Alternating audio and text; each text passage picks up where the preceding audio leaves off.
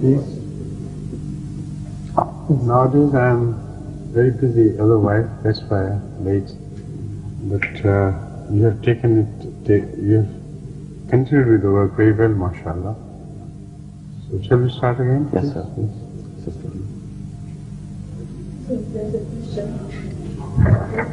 Sometimes maggots or leeches are used as a treatment to suck out the bad blood and bacteria from the body.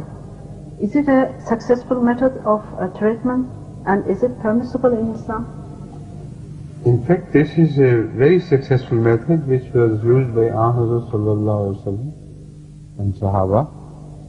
So it is not only permissible, I think it's an excellent way of cleansing the blood.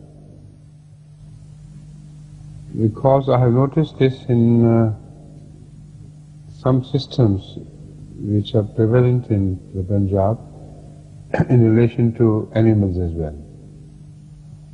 It is difficult for them to operate upon cows and buffaloes when a specific part of their body is swollen with this unclean blood, and it has to be taken out somehow.